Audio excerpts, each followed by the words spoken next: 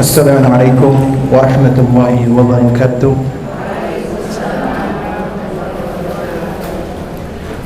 Innal hamdalillah nahmaduhu wa nasta'inuhu wa nastaghfiruhu wa natubu ilayhi wa na'udzu billahi min shururi anfusina wa min sayyiati a'malina. May yahdihillahu fahuwal muhtad wa may yudlil falan tajida lahu waliyyan mursyida. Asyhadu an la ilaha illallah wahdahu la syarika lah wa asyhadu anna Muhammadan abduhu wa rasuluh la nabiyya ba'dahu amma ba'd. Allahumma salli ala Muhammad wa ala ali Muhammad kama sallaita ala Ibrahim wa ala ali Ibrahim wa barik ala Muhammad wa ala ali Muhammad kama barakta ala Ibrahim wa ala ali Ibrahim innaka Hamidum Majid, amma ba'du. Jamaah sekalian, para akhwat, para ummahat, para bunda, ibu-ibu, rahimani wa rahimakumullah.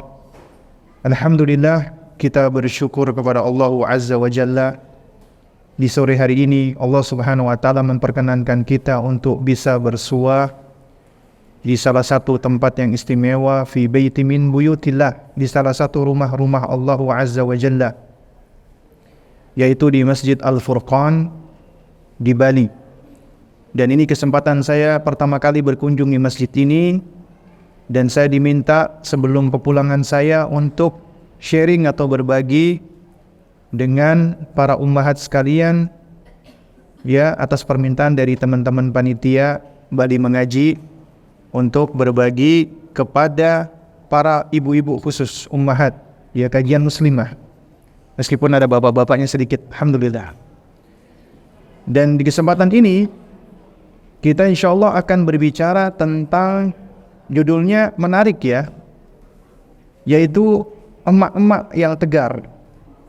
Ya, artinya ummahat yang kuat, yang tangguh. Nah, jadi jemaah sekalian yang dimuliakan Allah Subhanahu wa taala, sebagai seorang ibu atau sebagai seorang wanita, ya, wanita seringkali disebut dengan makhluk yang lemah. Bahkan juga disebut dengan makhluk yang lembut, lemah lembut. Ada yang mengatakan makhluk halus katanya.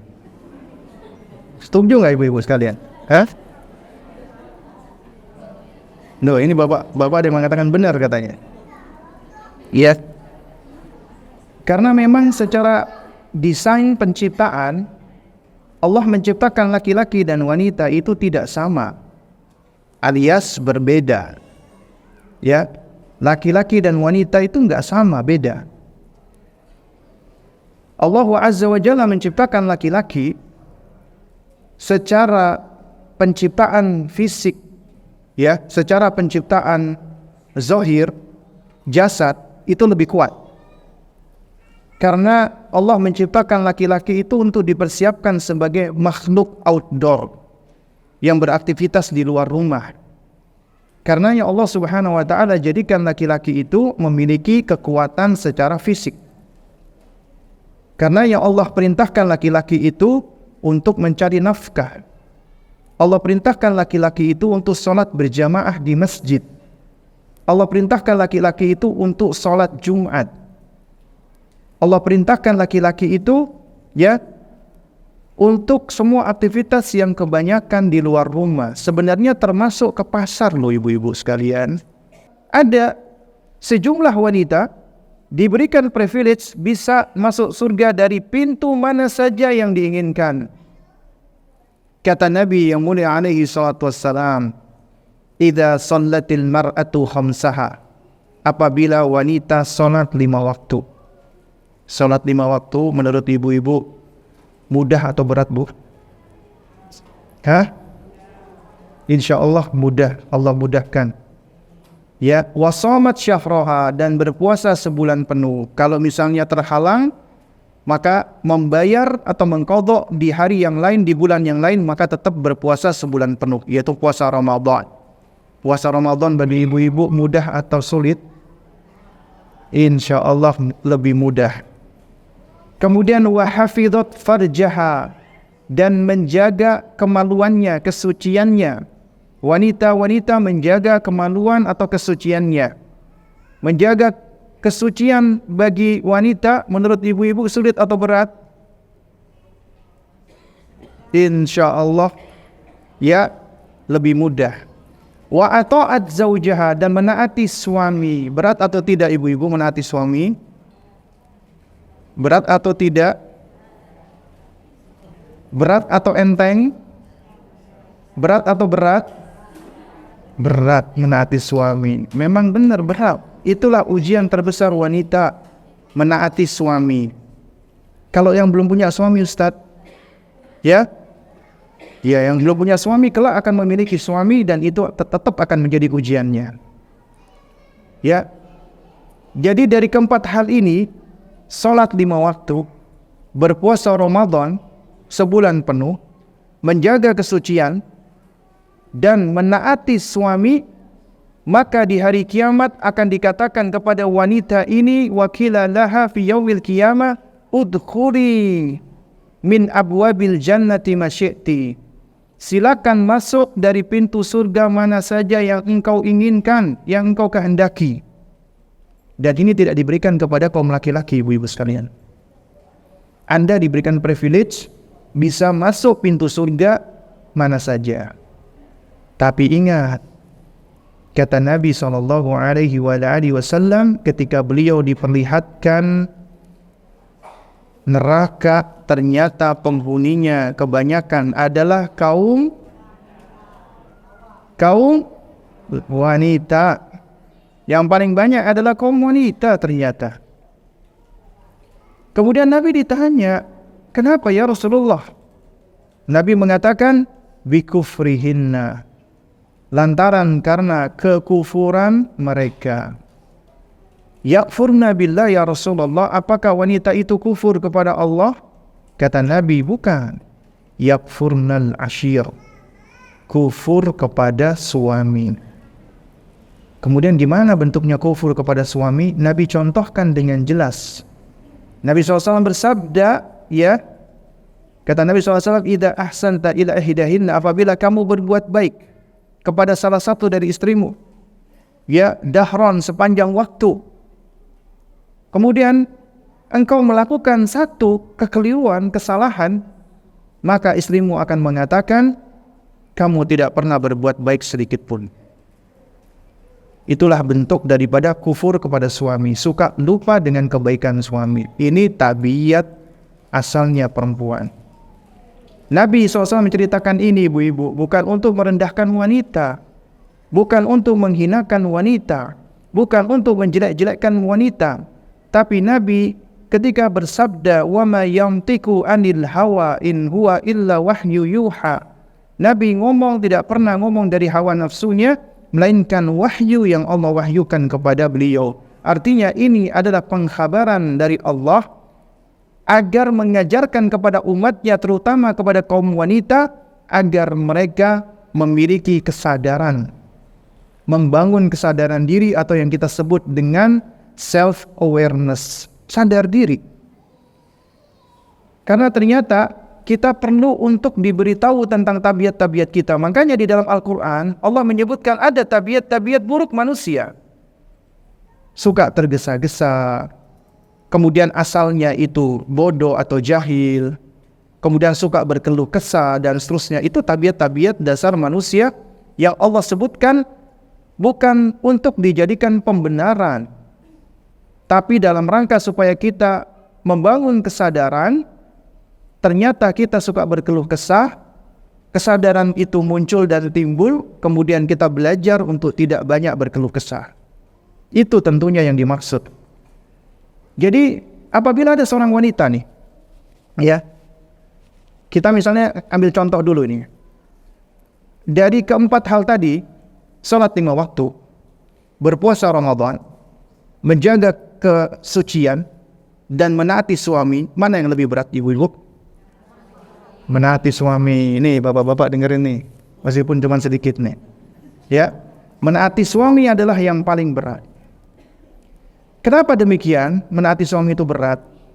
Ngapain naatin suami? Suami saya nggak mau ngurusin saya, cuek sama saya, ya. jahat sama saya, suka ngomel sama saya, bentak-bentak saya. Ngapain saya berbuat baik sama suami, orang suami saya itu orangnya kayak begitu ya. Banyak alasan-alasan yang kita kemukakan untuk membenarkan perbuatan kita tidak perlu menaati suaminya. Nah, ibu-ibu sekalian yang dimuliakan Allah Subhanahu wa taala, ketika Anda diperlakukan tidak baik dengan suami, kemudian Anda marah, Anda jengkel, Anda dongkol, Anda kesel, itu manusiawi. Karena Allah membekali Anda itu perasaan dan emosi. Tapi ini ujian. Mana yang lebih Anda dahulukan? Emosi Anda, kejengkelan Anda, kemarahan Anda, kedongkolan Anda, ataukah perintah Allah dan Rasul-Nya untuk menaati suami? Karena ketaatan kepada suami itu nggak ada urusannya suami baik atau tidak. Mungkin ini awalnya agak terdengar berat. Loh kok bisa Ustaz? Karena menaati suami itu nggak ada kaitannya. Suami Anda baik atau tidak nggak ada urusannya. Karena kita diperintahkan menaati suami selama tidak dalam kemaksiatan, selama tidak dalam perbuatan menyelisih syariat, maka wajib taat kepada suami. Karena ketika Anda menikah, suami Anda itu adalah jodoh yang sudah Allah takdirkan, dan kita bisa tahu takdir setelah itu terjadi. Berarti Anda saat itu telah ditakdirkan Allah bersama dengan sosok laki-laki yang laki-laki ini secara asal halal dengan diri Anda. Yang tadinya dia haram, laki-laki itu haram, nggak boleh melihat dan menyentuh Anda, dia sudah halal, maka kewajiban Anda adalah menaati suami Anda dan menerima dia apa adanya. Makanya saya seringkali mengatakan, menerima pasangan ketika sudah menikah apa adanya, tidak ada apanya lagi, tidak dicari ada apanya nih suami, itu sebelum menikah. Ketika udah menikah, terima dia apa adanya. Tapi Ustaz, suami saya itu kayak begini kayak begitu Ustaz. Itulah ujian dari Allah. Allah sudah mengatakan waja'alna ba'dakum li ba'din fitnah, dan kami jadikan kalian satu dengan yang lainnya itu sebagai cobaan, sebagai ujian. Atasbirun, maukah kalian bersabar? Karena setiap kali Allah menceritakan atau Allah menjelaskan tentang masalah ujian atau fitnah, itu selalu solusinya satu, bermuara kepada kesabaran. Ya, karena di balik ujian Allah itu pasti ada kebaikan. Allah mengkaruniakan kepada Anda suami yang tidak saleh, ujian dari Allah. Dan Anda diuji bagaimana Anda menyikapi suami Anda. Anda dikaruniakan oleh Allah suami yang saleh, juga ujian bagi Anda. Apakah Anda akan tetap bersyukur kepada suami Anda ketika Anda diberikan suami yang saleh? Coba Anda perhatikan. Allah Subhanahu wa taala ketika memberikan pelajaran, ya, Allah Azza wa Jalla memberikan pelajaran tentang 3 macam wanita di dalam Al-Qur'anul Karim. Ya. Yang pertama adalah siapa? Yang pertama adalah 2 wanita. Ya. 2 wanita. Ini Allah sebutkan dalam surat At-Tahrim, ya, ayat 10 dan ayat 11. Nah, di ayat 10 Allah memberikan permisalan bagi orang-orang kafir, 2 orang wanita. Daraballahu mathalan lilladzina kafaru. Allah memberikan perumpamaan bagi orang-orang kafir. Imra'atan Nuhin wa imra'atan Lutin. Yaitu 2 orang wanita, istrinya Nuh dan istrinya Lut. Ini perhatikan, istrinya siapa? Lut dan Nuh, 2 orang nabi yang mulia alaihi wassalam. Kanata tahta abdaini min ibadina salihaini. Kedua wanita ini berada di bawah pengawasan 2 hamba dari hamba-hamba Allah yang saleh. Ya. Jadi ini 2 wanita ternyata berasal dari rumah 2 orang hamba yang saleh. Tapi ternyata fakhanatahuma, keduanya mengkhianati suaminya. Falam yughniya anhuma minallahi syai'a. Dan kedua suaminya itu tidak dapat memberikan pertolongan sedikit pun kepada istrinya itu. Wakila, maka dikatakan, ya udkhulan nara ma'ad dakhilin. Masuklah kalian berdua ke dalam neraka bersama dengan orang-orang yang masuk ke dalamnya. Jadi ibu-ibu sekalian, tidak ada jaminan seorang wanita yang dibersamai dengan laki-laki saleh otomatis menjadi wanita yang salihah. Ya, kita ambil pelajaran di sini. Di ayat berikutnya Allah Subhanahu wa taala memberikan pelajaran tentang wanita yang lain. Wa dzaraballahu mathalan. Allah Subhanahu wa taala memberikan perumpamaan lilladzina amanu, bagi orang-orang yang beriman. Imra'at Fir'aun. Istrinya siapa? Fir'aun alaihi la'natullah. Yang disebutkan oleh para ulama bernama Asiyah bintu Muzahim, yang termasuk ya sayyidatu nisa'i ahlil jannah. Penghulunya wanita-wanita ahli surga. Karena kata Nabi SAW, ya, sayyidatu nisa'i ahlil jannah arba'ah. Penghulunya wanita-wanita penghuni surga ada 4. Yang pertama adalah siapa? Maryam bintu Imran, Asiyah bintu Muzahim, Fatimah bintu Rasulillah, wa Khadijatu binti Khuwailid. Ya. Ini 4 wanita penghulunya ahlil jannah. Termasuk istrinya Fir'aun, Asiyah bintu Muzahim. Ya. Jadi kita ambil pelajaran di sini, ya. Di mana beliau mengatakan idh qalat Rabbi ibni li indaka baitan fil jannah. Wahai Rabbku, bangunkanlah untukku sebuah rumah atau istana di sisimu di dalam surga. Wa najjini min fir'auna wa amali. Dan selamatkanlah aku dari Fir'aun dan perbuatannya. Wa najjini minal qaumi zalimin. Dan selamatkan aku dari kaum yang zalim. Jadi ternyata tidak semua wanita yang bersamai laki-laki yang lalim, apalagi Fir'aun, laki-laki yang paling lalim di muka bumi ini, ternyata otomatis juga menjadi wanita-wanita yang lalim. Nah, dari sini kita belajar bahwasannya, ya, Allah akan menguji Anda sesuai dengan kondisi Anda. Dan kondisi Anda berbeda-beda satu dengan yang lainnya. Makanya ujian saya berbeda sama ujiannya Kang Badi. Juga berbeda dengan ujiannya yang lainnya. Juga berbeda ujian dengan masing-masing Anda. Anda satu dan yang lainnya akan berbeda-beda ujiannya.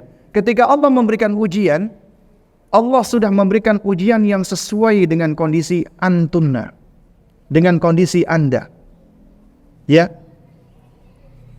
Dan ketika Allah menguji Anda, sejatinya Allah sedang mendidik Anda untuk bisa menjadi sosok yang lebih tegar dan kuat.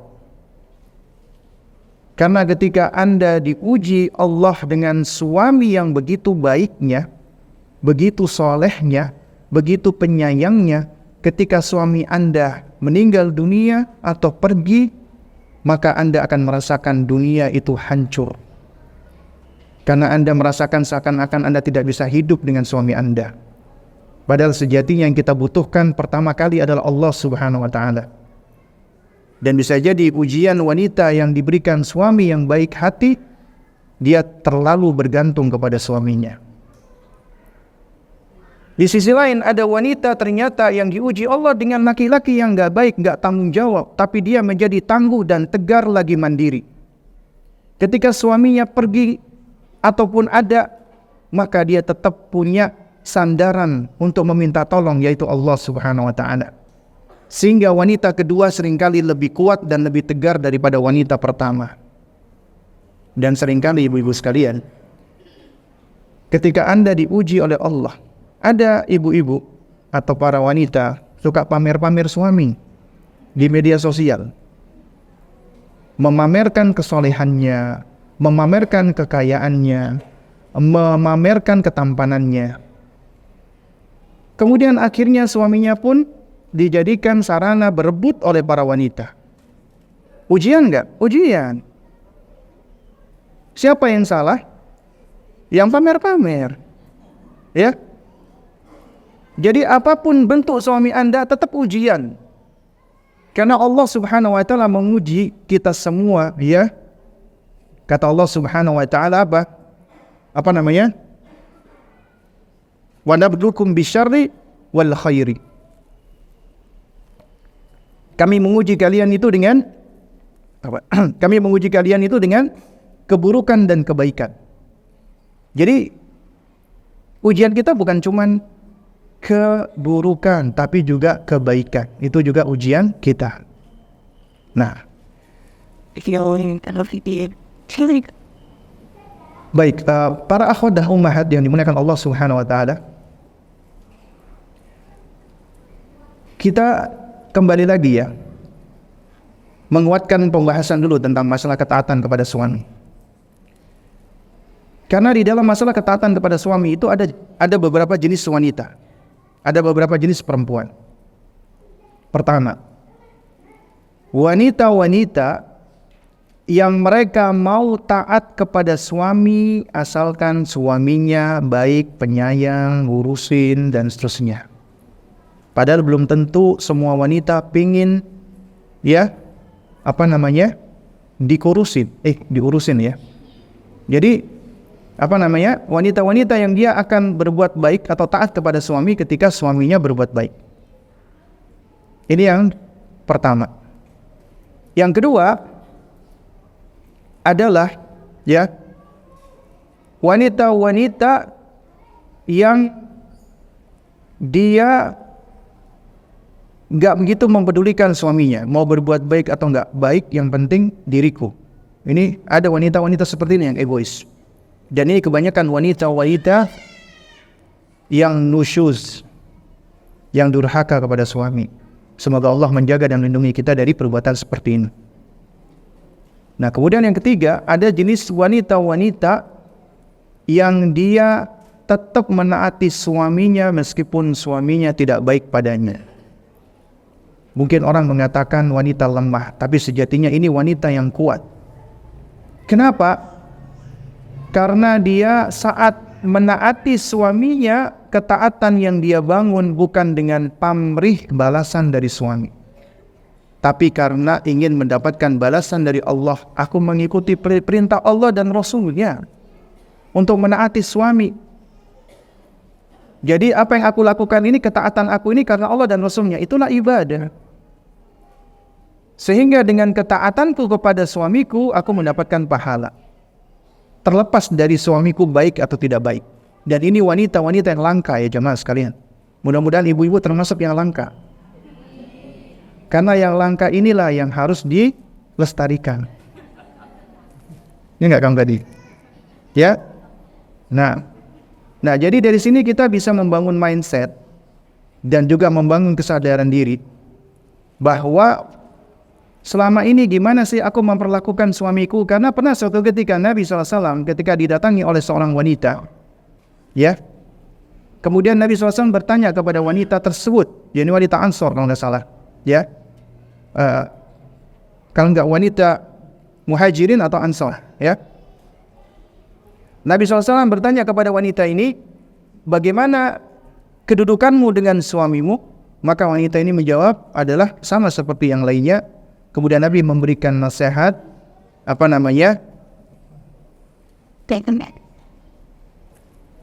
Fanzuri anti minhu. Jadi lihatlah dirimu dari suamimu. Kenapa?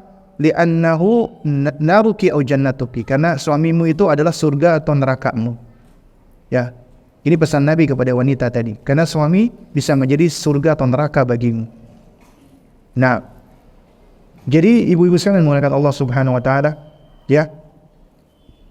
Dari sini kita belajar yang namanya keikhlasan dan ketulusan. Karena inilah sumber ketegaran dan kekuatan.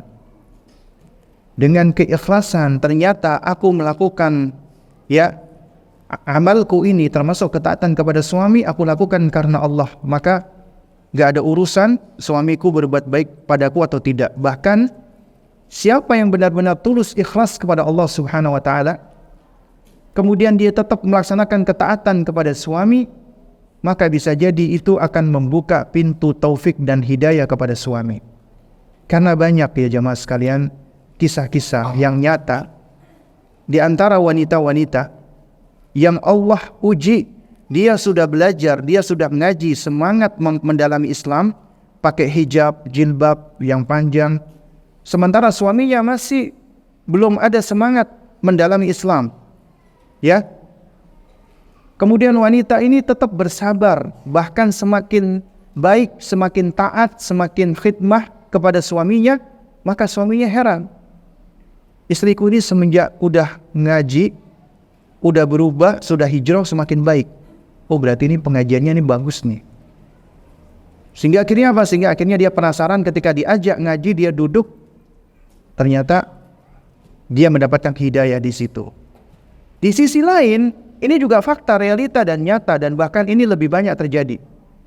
Ada wanita-wanita yang sudah ngaji, hijrah, hijabnya lebih panjang, ketika sudah ngaji, ternyata perlakuan kepada suaminya semakin jauh dari tuntunan. Kenapa? Karena tergesa-gesa dan terlalu berekspektasi kepada suaminya. Akhirnya banyak pertanyaan-pertanyaan, Ustadz, bagaimana kami menghadapi suami yang gak pernah ngaji, sibuk dengan dunia, kemudian ini dan itu, ya. Kemudian Ustadz menjawab sesuai dengan pertanyaan, kadang-kadang disalahpahami. Sehingga akhirnya alih-alih berbuat baik kepada sang suami, malah semakin ketus, malah semakin judes. Yang tadinya lebih banyak menyambut suami dengan senyuman, sekarang dengan manyunan, ya, dengan cemberut. Akhirnya suami pulang dari kerja, pulang dari kantor, dia merasa dia sudah mencari nafkah, ketemu suaminya, akhirnya apa? Ini istriku semenjak ngaji, semenjak berubah, semakin buruk dengan aku. Kamu gak boleh lagi datang pengajian. Pengajian itu telah membuat kamu menjadi wanita yang lebih buruk. Jadi yang disalahkan adalah apa? Kajiannya, pengajiannya, belajarnya. Akhirnya dilarang untuk ngaji, dilarang untuk belajar. Nah, oleh karenanya yang namanya orang belajar yang benar itu harus terwujudkan ke dalam akhlak yang benar, akhlak yang baik. Semakin ngaji, semakin lama, semakin baik kepada suami. Seharusnya demikian. Maka itu akan lebih menawan hati suami. Ya. Jadi yang lebih menawan hati suami itu, ibu-ibu, bukan kecantikan belaka. Ya. Percuma ibu-ibu datang ke tempat perawatan, kemudian membuat kulit menjadi glowing dan glossy, ya. Tapi ternyata ucapannya ucapan yang penuh dengan cibiran-cibiran kepada suami. Nggak tahan suami. Ya. Di sisi lain, bisa jadi ada seorang wanita yang dia nggak banyak menghabiskan waktu untuk beli alat kosmetik. Jadi kosmetiknya itu adalah air wudhu. Ya. Meskipun kulitnya tidak putih-putih amat, tapi bercahaya, tapi penuh dengan senyuman dan kelemah lembutan, suami lebih terpikat dengan wanita seperti ini. Percaya. Nah, jadi jamaah sekalian memuliakan Allah Subhanahu wa taala, ya. Umumnya laki-laki itu mereka lebih tertawan dan terpikat dengan akhlak yang mulia. Memang awalnya laki-laki itu lebih mudah terpikat dengan penglihatan. Biasanya ditunjukkan yang indah-indah itu memang lebih mudah terpesona. Tapi cuma sementara. Karena yang langgeng adalah bukan outer beauty, bukan kecantikan fisik, kecantikan luar, tapi inner beauty. Kecantikan yang ada di dalam, itu yang lebih baik. Dan orang-orang beriman itu meyakini bahwasanya penampilan luar ini cuma casing. Kelak ketika meninggal dunia atau bahkan ketika kita sudah tua, kulit kita yang tadinya putih mulus akan mengkerut. Ya. Dan kelak juga ketika meninggal dunia, kulit ini akan dimakan cacing. Tapi orang-orang beriman ketika dibangkitkan Allah Subhanahu wa taala dan dimasukkan ke dalam surga, di surga enggak ada orang jelek. Semuanya cantik dan tampan. Ya. Nah, sementara di dalam neraka, di dunia dikatakan orang yang paling cantik atau tampan semuanya akan menjadi buruk rupa. Nah, oleh karenanya apa yang ada di dunia ini kebanyakan adalah casing yang menipu. Nah, jadi fokus memperbaiki apa yang ada di dalam hati. Kuncinya ada pada keikhlasan, ibu-ibu sekalian. Kita belajar untuk mengikhlaskan diri di dalam perbuatan kita karena Allah. Kemudian juga nggak kalah penting lagi, ya, ketika kita menikah, di antara tujuan menikah itu untuk mendapatkan sakinah, ketenangan, ketentraman, kedamaian. Karena Allah menciptakan kita dengan berpasang-pasangan, ya. Itu adalah untuk apa? Litaskunu ilaiha, agar kamu merasa tentram, merasa damai dengan pasanganmu tadi. Jadi sebenarnya tujuan dari pernikahan itu adalah untuk memperoleh ketenangan. Karena kita hidup di dunia akan diuji dengan ujian-ujian yang membuat kita itu menjadi tidak tenang. Di antara sebab kita memperoleh ketenangan adalah dengan menikah. Itulah yang akan menggenapi dan melengkapi agama kita. Kalau ada yang bertanya, tapi Ustadz, setelah saya menikah, saya semakin tidak tenang, Ustadz. Semakin gelisah, semakin gundah gulana, semakin banyak pikiran, semakin semrawut. Dulu saya ketika masih jomblowati, sholat saya khusyuk. Kenapa setelah saya punya suami, punya anak, nyaris nggak pernah khusyuk?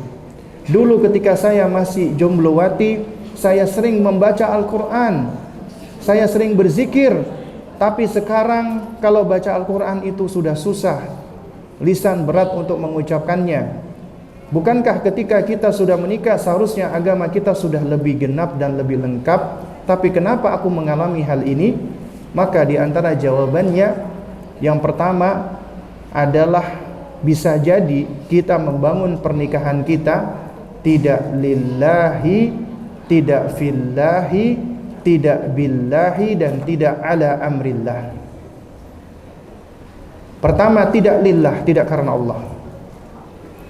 Coba kita ingat-ingat, kita dulu menikah kenapa? Karena disuruh bapak, Ustaz. Karena teman-teman saya udah pada nikah semua, masa saya nggak nikah? Malu dong. Ya, karena ada yang ngelamar, Ustaz. Mumpung ada yang ngelamar daripada nggak dilamar-lamar. Atau alasan-alasan yang lainnya. Jadi ternyata alasan kita menikah itulah sebenarnya yang akan menjadi tolak ukur, ya, sejauh mana pernikahan kita itu nanti kelak akan langgeng, ya. Jadi kalau kita nikah cuman sebagai itu suatu keharusan atau kebiasaan tanpa diiringi dengan adanya, ya, lillah, karena Allah, karena ini bagian dari ibadah. Dan ini sunnahnya, bukan cuma sunnah Nabi kita, tapi sunnahnya semua Nabi dan Rasul. Maka makana lillahi yabqa, segala sesuatu yang dilakukan karena Allah insya Allah akan langgeng.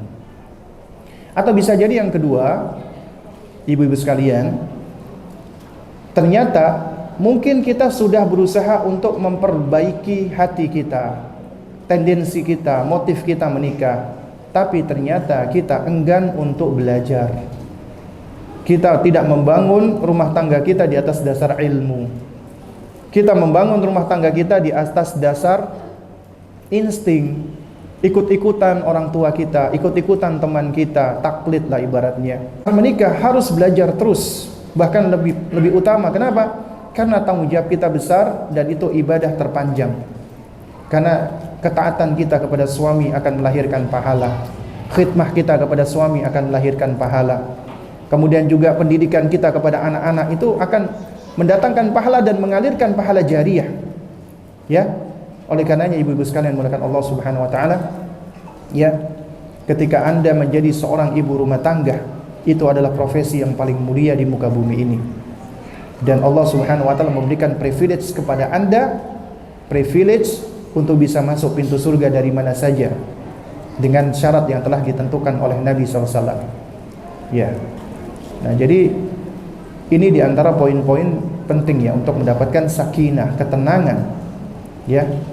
Nah, kemudian yang berikutnya lagi ibu sekalian dimuliakan Allah Subhanahu wa taala, ya. Tadi fase istimewa ketika wanita menjadi anak-anak, fase istimewa ketika wanita menjadi istri, fase istimewa ketika wanita menjadi seorang ibu. Anda ketika Allah tetapkan menjadi seorang ibu, Al-Quran itu meletakkan porsi lebih di dalam perintah untuk berbuat kebaikan, ihsan atau ketaatan dan kebaikan kepada ibu melebihi kepada seorang ayah. Makanya Nabi SAW ketika ditanya oleh seorang sahabat tentang kepada siapa aku hendaknya berbuat ihsan, ummuka, thumma man ya Rasulullah, ummuka, thumma man ya Rasulullah, ummuka, thumma abuka. 3 kali kata Nabi SAW. Karenanya seorang ibu itu istimewa di dalam Al-Quran, istimewa di dalam Islam. Allah dan Rasulnya mengistimewakan seorang ibu. Allah menjadikan Anda wanita yang istimewa. Di antara laki-laki dan wanita, Allah berikan Anda kepercayaan karena Allah tahu tentang ciptaannya mana yang lebih tangguh dan tegar untuk mengandung makhluk yang Allah ciptakan. Allah berikan Anda rahim. Disitulah ya Anda diberikan kepercayaan oleh Allah untuk bisa menumbuhkan anak-anak manusia. Ya, makanya al-ummu madrasatul ula. Ibu adalah sekolahan pertama. Ya. Karenanya seorang suami ketika mencari istri sejatinya bukan cuma mencari istri pasangan bagi dirinya, tapi juga mencari guru bagi anak-anaknya. Karena guru pertama bagi anak-anak itu ada pada sosok wanita. Dan ini diakui oleh bahasa dunia. Makanya kalau kita perhatikan yang namanya negara itu ada ibu kota, tidak ada bapak kota. Meskipun ibu kota kita mau pindah, ya, mungkin Jakarta akan menjadi bapak kota, ya. Kemudian juga kalau kita perhatikan, seringkali dikatakan anak-anak ketika belajar berbicara, belajar bahasa ibu, mother language. Gak ada dikatakan bahasa ayah, father language. Kenapa? Karena sejatinya anak-anak itu menyerap kebanyakan dari ibu language-nya, bahasanya. Makanya di antara yang diterangkan oleh para ulama bagi laki-laki ketika hendak mencari istri, di antara kriteria yang perlu diperhatikan al-fasaha, kefasihan. Karena wanita yang fasih biasanya akan diikuti oleh anaknya, memiliki kefasihan. Ya. Karena anak itu lebih banyak menyerap tentang al-lugha, bahasa itu dari seorang ibu. Ya. Di antara hikmah ya jemaah, kenapa Nabi menyebutkan ummuka 3 kali? Karena ada 3 hal yang tidak dimiliki oleh laki-laki, kemampuan tersebut. Yang pertama, kemampuan untuk mengandung. Laki-laki nggak bisa mengandung, hanya wanita yang bisa mengandung. Dan ini memang dibuktikan karena sejatinya laki-laki tidak akan mampu untuk mengandung sebenarnya. Wanita mungkin bertubuh lemah secara fisik, tapi mereka memiliki kekuatan yang istimewa tidak dimiliki oleh laki-laki. Ya, ini tadi pagi sempat saya singgung sebenarnya di kajian di mana? Di camping ground ya. Tentang bagaimana wanita itu Allah karuniakan kekuatan yang spesial yang tidak dimiliki oleh laki-laki. Terutama di antaranya adalah menanggung rasa sakit yang luar biasa, kepayahan. Makanya Al-Quran mengatakan, ya hamalathu ummuhu wahnan ala wahnin. Dan ibunya mengandung semakin lama semakin payah, semakin berat. Ya. Ini dalam surat Luqman, ya. Jadi ibu mengandung dengan begitu susah payah. Setelah mengandung, kemudian apa? Melahirkan. Dan melahirkan itu sakit tidak? Sakit luar biasa, meskipun kita kaum laki-laki nggak tahu betapa sakitnya itu. Ya, berdarah-darah dan meregang nyawa ketika melahirkan anak. Itu sakit luar biasa. Kemudian yang ketiga, setelah sudah mengandung, melahirkan dengan begitu rasa susah payah dan kesakitan, harus menyusui, memberikan nutrisi kepada anak setidaknya selama 2 tahun. Ya. Jadi bukan kita laki-laki yang diberikan amanat untuk menyusui, tapi tetap ibunya. Kan logikanya ya, menurut orang-orang yang seharusnya yang mengandung wanita, yang menyusui bapak dong. Ya kan? Kalau seandainya mau pakai logika manusia orang-orang yang sekarang sedang menyerukan kesetaraan gender itu, tapi tetap ternyata semuanya wanita yang mengandung, menyusui dan yang mengandung, melahirkan dan menyusui. Ini tidak bisa dimiliki oleh seorang laki-laki. Karenanya apa kewajiban laki-laki ketika istrinya hamil? Kewajiban laki-laki adalah menjaga kenyamanan, keamanan, ketenangan sang istri. Dan ini kajian khusus bapak-bapak. Karena kalau disampaikan ke ibu-ibu, nanti kebanyakan malah menuntut kepada suami. Ya. Oleh karenanya ketika bicara tentang kepada para ibu-ibu atau ummahat adalah lebih banyak tentang masalah kewajiban Anda, ya, dan hak suami. Sebaliknya ketika kita bicara dengan para suami juga sama, kita bicara tentang kewajiban suami dan hak istri. Karena kalau dibalik, Yang terjadi adalah seakan saling menuntut. Dia tuh Bi, tadi kajian Bi, kata Ustadz suami itu harus begini. Karena apa? Kita akan lebih fokus kepada orang lain ketimbang diri kita. Padahal yang namanya perubahan itu harus dimulai dari diri kita sendiri. Nah, baik. Jadi ibu-ibu sekalian muliakan Allah Subhanahu wa taala, ya inilah di antara bentuk ketegaran yang Allah Subhanahu wa taala berikan kepada wanita. Wanita itu kuat di dalam menghadapi rasa sakit. Bahkan seorang ibu, rasa cintanya itu ya itu adalah salah satu rasa cinta, rasa sayang makhluk yang tidak bisa dikalahkan oleh apapun di muka bumi ini. Makanya dijadikan oleh Rasulullah SAW sebagai sarana pembelajaran untuk menjelaskan tentang cintanya Allah Azza wa Jalla. Makanya dalam sebuah riwayat, ketika ada seorang tawanan wanita kehilangan bayinya, sedihnya luar biasa.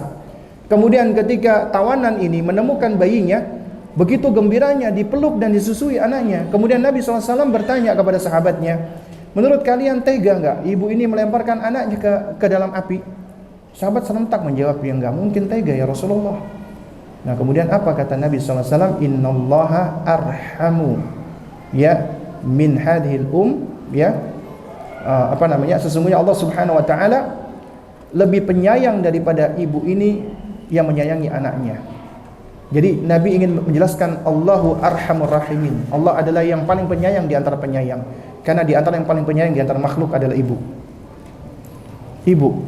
Karena Allah sudah berikan fitrah keibuan ya yang sangat kuat kepada seorang ibu. Seorang ibu itu rela ketika anaknya lapar, dia rela untuk memberikan makanan yang ada. Dia rela berlapar-lapar asalkan anaknya kenyang. Itu sebagaimana di dalam riwayat ketika ada seorang wanita yang mengunjungi rumahnya Ibunda Aisyah radhiyallahu taala anha, dia membawa 2 anak ya. Kemudian Ibunda Aisyah enggak punya apa-apa. Kemudian diberikan apa? Diberikan 1 butir kurma, yang tersisa hanya 1 butir kurma. Kemudian dibelah menjadi 2, diberikan kepada kedua anaknya. Ibu itu tidak memakan kurma tersebut. Di riwayat yang lain, ya, juga sama, ada seorang ibu dan 2 anak perempuan, dan Ibunda Aisyah tidak memiliki sesuatu kecuali 3 butir kurma. Kemudian dibagi satu-satu. Ketika ibunya akan memakan butir yang ketiga, anaknya masih kepengen, maka dibelah lagi. 1 butir kurma diberikan kepada anaknya. Itu membuat Ibunda Aisyah radhiyallahu taala takjub dan diceritakan kepada Nabi SAW. Itu begitu luar biasanya seorang ibu ketika mencintai anaknya. Dan ketika anaknya sakit, ibu itu seringkali lebih sakit. Bahkan kadang-kadang mengharap, ya Allah, jangan engkau berikan ya atau sembuhkanlah sakit anakku ya Allah, atau pindahkanlah sakitnya untukku. Seorang ibu rela dirinya sakit asalkan anaknya sembuh. Seorang ibu rela ya matanya terjaga tidak tidur asalkan anaknya bisa tidur nyenyak. Dan ini kenyataan ibu-ibu sekalian. Dan yang saya alami, pernah suatu ketika anak saya ketika masih kecil, ketika dia sakit ya, dia pingin gak bisa tidur di atas kasur, pinginnya selalu dipangku dan digendong. Ketika istri saya sudah menggendong cukup lama, dia pingin ke kamar mandi, diserahkan ke saya ya. Nah ketika itu anak saya masih usia berapa tahun ya, setahunan gitu, tapi gemuk banget ya. Jadi menurut saya gemuk banget, karena saya baru beberapa menit tangan saya sudah jarem, kata orang Jawa, sudah kesemutan. Dan kemudian istri saya masuk ke kamar tidur, nggak lama kemudian ya anak saya sudah merasa tidak nyaman karena saya gerak-gerak tangan, kesemutan ya. Akhirnya diminta sama istri saya, dia yang gendong sampai besok pagi. Tak tanya, apa enggak jarem? Yang jarem, cuman enggak begitu berasa. Kenapa? Karena yang dipikirkan adalah anaknya pengen cepat sembuh. Itu bedanya kita, bapak-bapak sama ibu-ibu. Ibu-ibu itu begitu sangat perhatian luar biasa kepada anaknya. Karenanya kalau ada ibu-ibu yang tega sampai membunuh anaknya, mohon maaf, itu berarti sudah rusak kodratnya, fitrahnya dan kejiwaannya. Ya, karena hewan saja dia rela untuk mengorbankan dirinya untuk menyelamatkan anaknya, itu hewan. Lantas bagaimana dengan kita manusia ya jemaah sekalian? Dan ini diantara letak kuatnya seorang wanita. Ya, dan juga sama, ini sebenarnya banyak kisah nyata. Ini juga yang saya sampaikan tadi pagi ketika saya umrah. Ya, Di situ ada jamaah umroh saya, seorang ibu dengan membawa dua anak, yang satu perempuan, satu laki-laki, ya. Yang perempuan ini udah SMP atau SMA kelas 1 ya. Yang anak laki-laki ini SD kelas 6 atau SMP kelas 1 ya. Apa saya lupa ingatnya. Tapi badannya gede, ukuran tubuhnya hampir sama dengan ibunya, dan dia gemuk. Dia membawa mahram abangnya, pamannya si anak ini. Singkat cerita, ketika di Turki musim dingin, sakit, panas, demam, kemudian harus dibawa ke bis. Akhirnya diminta tolonglah abangnya untuk menggendong. Baru berapa meter perjalanan, abangnya udah kecapean, udah lelah. Akhirnya diletakkan di atas kursi, kemudian akhirnya digendong sama ibunya. Ukuran tubuhnya hampir sama. Mulai dari situ sampai ke bis yang jaraknya yang cukup jauh. Kalau pakai akal, ini seharusnya nggak mungkin kuat. Tapi ternyata Allah berikan kekuatan kepada sejumlah wanita, apalagi ibu-ibu, apabila itu sudah berkaitan dengan masalah anaknya. Itu seringkali ada di dalam istilah sains modernnya ada. Itu ada power atau ada sebagian wanita itu yang memang dia memiliki kekuatan seperti itu, yang secara logis kayak nggak masuk akal, tapi tiba-tiba dia punya power melebihi daripada kemampuan ototnya. Dan itu adalah power yang dimiliki oleh ibu-ibu. Makanya seringkali kita dengar the power of emak-emak. Dalam artian positif ya, bukan artinya yang naik motor di jalan ya, bukan. Itu yang negatifnya ya. Artinya emak-emak nggak mau salah kalau di jalan. Itu kata siapa, Kang Badi? Tapi kita ngomong di sini yang positif ya. Jadi the power of emak-emak yang sebenarnya. Inilah wanita-wanita yang tegar, inilah wanita-wanita yang kuat. Kemudian yang terakhir ibu sekalian ya, karena udah menjelang maghrib ya. Nah, jadi kita harus tahu yang namanya kekuatan dan ketegaran itu datangnya bukan dari diri kita, tapi datangnya dari Allah Subhanahu wa taala. Makanya saya sampaikan tadi ya, pernikahan yang tidak dibangun di atas dasar lillah karena Allah, fillah di jalan Allah, billah dengan pertolongan Allah. Maka demikian pula di dalam di dalam membangun keikhlasan kita. Keikhlasan itu harus dilakukan dengan lillah karena Allah, juga sama dengan istiqomahan ya. Fillah di jalan Allah, billah dengan pertolongan Allah. Artinya kita nggak bisa mendapatkan keistiqomahan, kekuatan, ketegaran kecuali dengan pertolongan Allah. Makanya kita seringkali mengucapkan la haula wala quwata illa billah. Tidak ada daya, tidak ada kekuatan kecuali dengan pertolongan Allah. Ibu-ibu semua nggak akan bisa melangkahkan kaki atau menggerakkan roda motor kalau yang naik motor, atau roda mobil yang naik mobil, atau roda kendaraan online ya. Itu dari diri kita sendiri, kecuali itu dengan pertolongan Allah Subhanahu wa taala. Allah yang memberikan pertolongan, Allah yang memberikan kemudahan. Karenanya seorang mukmin dia akan selalu senantiasa meminta pertolongan hanya kepada Allah Azza wa Jalla ya. Dan Allah lah sebagai satu-satunya tempat dia bergantung dan memohon pertolongan. Itulah sebab kekuatan seorang mukmin. Demikian pula seorang wanita, Anda para ummahat, para wanita, para akhwat, apapun masalah Anda, maka sejatinya letak kekuatan itu ada pada sejauh mana kuatnya Anda di dalam bermunajat kepada Allah. Semakin Anda kuat meminta bermunajat kepada Allah, Allah akan berikan kekuatan kepada Anda apapun masalah Anda, apapun problem Anda. Tapi Anda akan menjadi lemah apabila Anda malah meminta tolong kepada yang lemah, minta tolong kepada makhluk. Apalagi Anda meminta tolong curhat ke media-media sosial. Itu tidak akan menjadi sebab kekuatan, malah akan menjadi sebab kelemahan ya. Karena ya, apabila kita punya masalah kemudian kita curhat kepada Allah Subhanahu wa taala, minta tolong kepada Allah Azza wa Jalla, maka itulah sebab kekuatan dan Allah akan memberikan pertolongan kepada kita semua. Apapun masalah Anda, masalah suami, masalah anak, masalah persahabatan, masalah finansial, masalah ini, masalah itu, maka wanita yang tegar, yang kuat adalah senantiasa yang bersandar hanya kepada Allah Azza wa Jalla. Nah, dan sebenarnya ini masih ada poin-poin lain ya sebenarnya, seperti siapa sih mereka-mereka yang dijanjikan ketegaran oleh Allah ya, atau yang semisalnya. Namun mudah-mudahan sedikit ini mungkin sudah mencukupi. Berikutnya mungkin apabila ada pertanyaan-pertanyaan yang ingin ditanyakan silakan. Yang bisa saya jawab akan saya jawab, yang bisa saya jawab akan dijawab oleh Kang Badi insyaallah. Ada pertanyaan, satu pertanyaan ya Wahab, karena waktu sudah lumayan. Alim silakan. Jadi jam 6 kurang seperempat ya.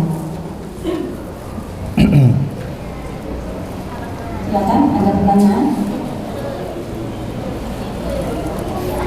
Silakan Mbak Eva.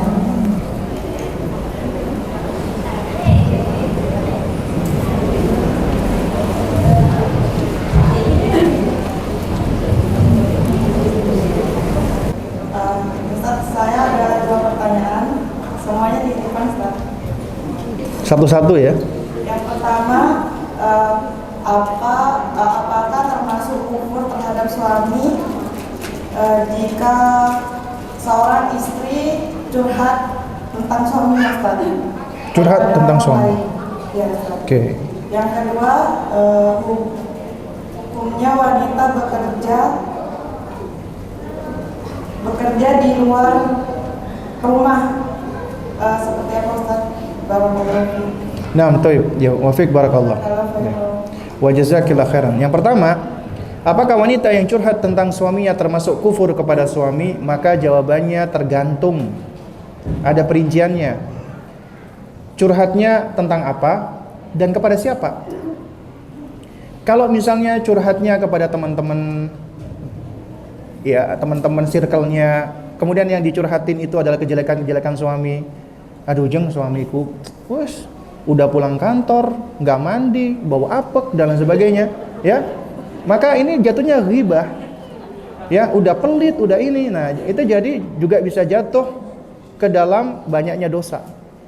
Udah menggibahin suami, suudzon sama suami, juga termasuk bagian kufur kepada suami. Karena yang diomongkan kejelekannya. Jadi yang diingat adalah kejelekan-kejelekan saja, seakan-akan suaminya tidak punya kebaikan. Tapi kalau dia curhat misalnya untuk mencari solusi, mencari nasihat, ya, untuk bisa menguatkan dirinya, dan dia curhatnya kepada orang-orang yang amanat, yang bisa memberikan dia nasihat yang benar, yang baik, maka ini tentunya tidak termasuk kufur kepada suami. Ya, ini bagian dari upaya atau ikhtiar, karena kita dibolehkan tanasuh, saling memberikan nasihat. Kemudian yang kedua, apa hukum wanita bekerja di luar rumah? Ya, maka juga jawabannya adalah tergantung. Ada perinciannya, ya. Secara asal wanita itu tidak bekerja di luar rumah, karena yang lebih utama bagi wanita adalah berdiam diri di dalam rumah. Tapi ternyata ada wanita-wanita yang harus bekerja. Kalau nggak bekerja nggak bisa makan. Kalau nggak bekerja nggak bisa menghidupi dirinya, keluarganya, anak-anaknya. Karenanya kita nggak bisa menggeneralisir, ya. Nah, kemudian juga yang ketiga, bukan artinya wanita itu semua tidak boleh bekerja di luar rumah, karena ada pekerjaan-pekerjaan yang dibutuhkan dan itu harus dilakukan oleh wanita. Misalnya yang namanya orang sakit itu kan ada wanita, ada pasien-pasien wanita, maka nggak bisa dong diurus sama dokter laki-laki saja. Makanya butuh adanya dokter-dokter wanita, perawat-perawat wanita, guru-guru wanita, pengajar-pengajar wanita, itu juga butuh. Artinya juga ada hajat di situ, wanita boleh kerja di luar rumah, tapi dengan syarat wanita yang kerja di luar rumah itu dengan izin suami dan tidak meninggalkan kewajiban utamanya. Lalu kemudian kalau ditanya bagaimana Ustadz hukumnya wanita yang bekerja untuk menafkahi suami dan anaknya, maka jawabannya tidak ada wanita menafkahi suami, yang ada menyedekahi suami. Karena yang berkewajiban untuk menafkahi adalah suami. Kalau suami misalnya Allah uji menganggur, gak kerja, kemudian mau gak mau akhirnya sang istri yang kerja, jadi guru misalnya, maka ketika istri itu memberikan hartanya kepada suami, bukan nafkah namanya, sedekah. Berarti Anda dapat pahala sedekah, ya. Dan seharusnya seorang suami tidak mau terus-terusan disedekahi. Harus punya izzah, harus punya kemuliaan. Ya, karena suamilah yang harusnya itu menafkahi keluarga atau istri. Kemudian yang terakhir, ya, bagaimana apabila suami sudah kerja, istri juga ikut-ikutan kerja? Maka jawabannya adalah secara asal apabila suami sudah kerja dan penghasilan suami sudah mencukupi untuk kebutuhan utama, maka sudah tidak perlu sebenarnya wanita itu bekerja. Kalau ditanya kepada wanita yang bekerja sementara suaminya sudah bekerja, kenapa Anda bekerja? Apa jawabannya biasanya? Biasanya jawabannya ya adalah untuk mensupport suami, mendukung suami. Pertanyaannya, apakah benar suami dengan penghasilannya yang sudah mencukupi itu butuh disupport? Ya, atau mungkin ada lagi alasannya kenapa istri bekerja? Untuk menabung Ustadz supaya bisa haji. Masya Allah, tujuannya baik. Ya, tapi ketahuilah bahwasanya haji itu wajib apabila Allah berikan kemampuan. Ya, boleh-boleh saja seorang wanita itu dia menabung. Tapi ingat, ketika suami sudah bekerja dan itu sudah mencukupi, asalnya wanita sudah tidak perlu bekerja. Karena ada pekerjaan yang lebih utama yang harus dia lakukan, yaitu apa? Yaitu mendidik dan mengurusi anak-anaknya. Ya. Karena ini adalah suatu hal yang lebih mulia dan lebih istimewa. Ingat ibu-ibu sekalian, ketika Anda kerja meninggalkan anak Anda, apalagi yang masih kecil, waktu-waktu yang Anda lepaskan atau tidak Anda gunakan dengan anak Anda itu nggak akan bisa kembali lagi. Dan kemudian yang dikhawatirkan, attachment, bonding, perlekatan dan ikatan anak Anda dengan ibunya itu bisa jadi akan mulai memudar dan mulai melemah. Yang terjadi malah anak lebih dekat dengan ketika dititipkan dengan neneknya, dekat sama neneknya. Apalagi dengan susternya, dekat sama susternya. Dan kita tidak menginginkan hal seperti ini. Nah, jadi nasihat kami adalah apabila suami sudah bekerja, maka sejatinya sudah tidak perlu bekerja, kecuali apabila suami mengizinkan dan dia tidak meninggalkan kewajiban utamanya, dia tidak mengabaikan pendidikan anaknya untuk ngurusin anaknya, dia bisa membagi waktunya, ya, dan pekerjaannya tidak mengandung fitnah, ya, seperti ikhtilat dan yang semisalnya. Ya, wallahu taala a'lam bishawab. Taib, ya, karena sudah menjelang maghrib, maka kita cukupkan dulu sampai di sini. Ya, barakallahu fikunna. Mudah-mudahan apa yang disampaikan ini dapat memberikan manfaat untuk kita semua. Tentunya yang benar datangnya dari Allah Azza wa Jalla, yang batil datangnya dari diri saya. Dan kita memohon kepada Allah Subhanahu wa taala agar Allah Subhanahu wa taala memberikan kepada kita al-quwwah, ketegaran, kekuatan agar kita bisa menjalankan tugas, fungsi, peran dan tanggung jawab kita sebagai orang tua, sebagai ayah dan sebagai ibu.